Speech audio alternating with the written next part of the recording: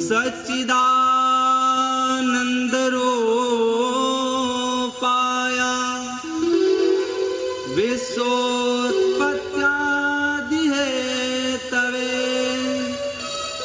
तापत्रय विनाशाय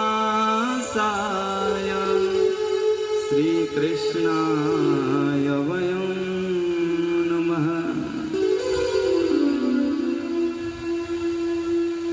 जिसे पूजन कराने में भी मंगलाचरण होता है, यानी कि जो भी हम काम कर रहे हैं वो स्वच्छंद गति से चले, इसके लिए मंगलाचरण है।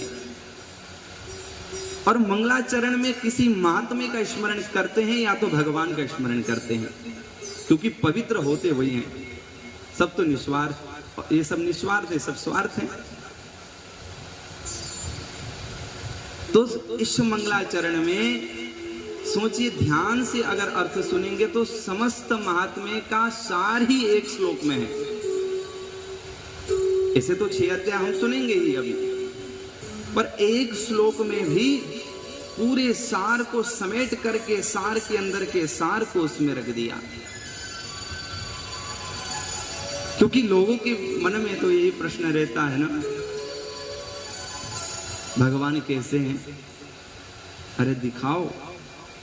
भाग दौड़ के जीवन में भगवान, ये अलग प्रश्न। जीवन बाहर वाला बाह्य जीवन, परिश्रमिक जीवन वो अलग है। तो बीच बीच में मन में ये संशय बना रहता है कि भगवान कैसे हैं। किसी ने कहा कि देखो, हमने तो ऐसा दिखे 4 हाथ वाले हैं, हमें तो ऐसा दिखा गोरे हैं। किसी ने कहा है झूठ बोलता है, काले हैं। अच्छा, पर कहाँ देखे हो? बोले बाकी बिहारी जी देख के आ रहे।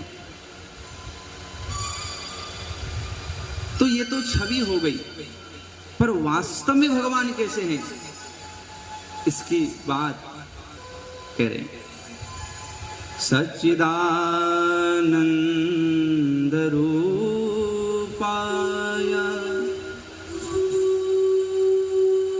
भगवान सत्य हैं, भगवान चित हैं, भगवान आनंद स्वरूप हैं। देखो, बात को सुनने के लिए भी बहुत बड़ा संकल्प चाहिए होता है। कथा को समझना बहुत, मैं तो हर समय यही कहता हूं कि देखिए, वक्ता होना सरल है पर श्रोता होना कठिन है। श्रोता ऐसे नहीं बन सकते हैं। केवल बैठ करके समय को व्यतीत करके घर जाना श्रोता नहीं कहा। ये श्रोता नहीं है। एक तो औपचारिकता पूरी करने के लिए कोई एक काम होता है, और दूसरा मन से एक एक शब्द को श्रवण करके अपने चित्त में धारण करके उसमें हमें क्या लेना चाहिए, कैसा करना चाहिए, मनन करके जो जीवन जीवे वो श्रोता है। इसलिए प्रयास करिए, संकल्प करिए, आने वाले 7 दिन हम एक आसन में पूरी कथा मन से श्रवण करेंगे। ये संकल्प होना चाहिए।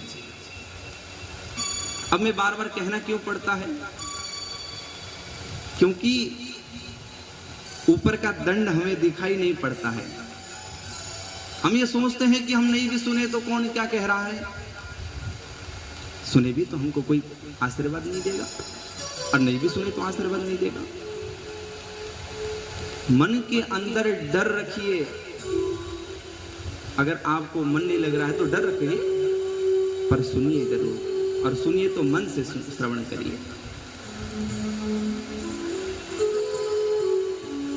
क्योंकि भगवान के बारे में कह रहे हैं सच्चिदानंद रूपाय। भगवान सत्य हैं, भगवान चित हैं, भगवान आनंद स्वरूप हैं। इसको कोई नहीं टाल सकता है। भगवान सत्य है का मतलब क्या है? कि भगवान सत्य हैं। अगर आपको कोई पूछे भगवान कैसे हैं तो आप संकोच कह दीजिए भगवान सत्य हैं, यानी कि सत्य हैं। जो पहले थे, हैं और रहेंगे, वो सत्य है।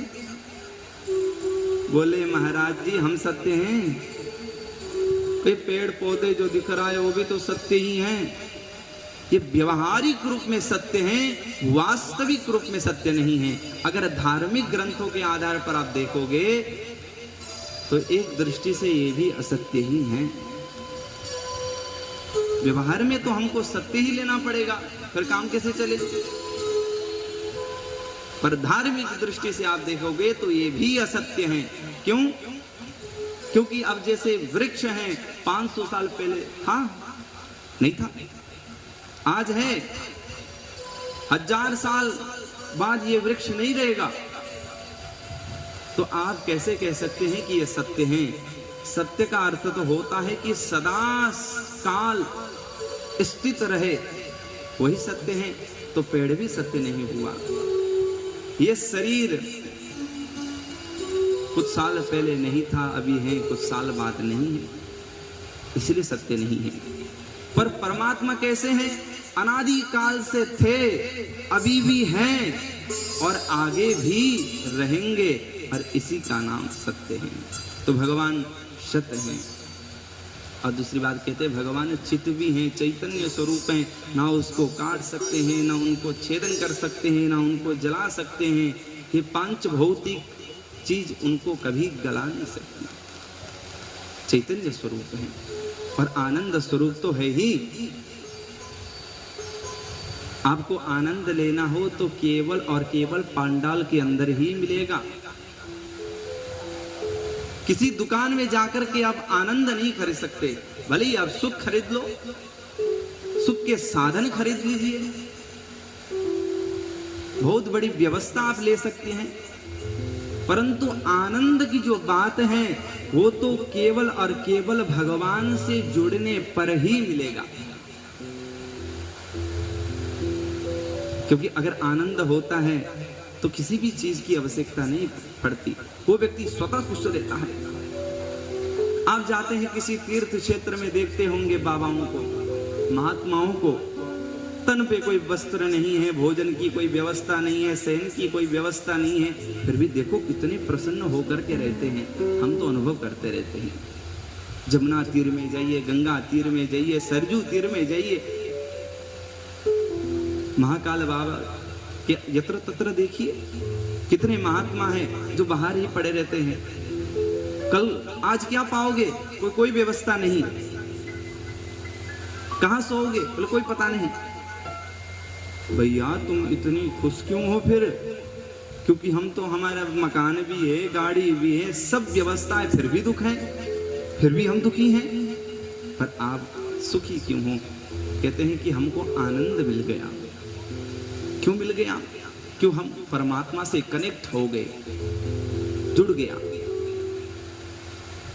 भगवान आनंद स्वरूप है, ध्यान देना।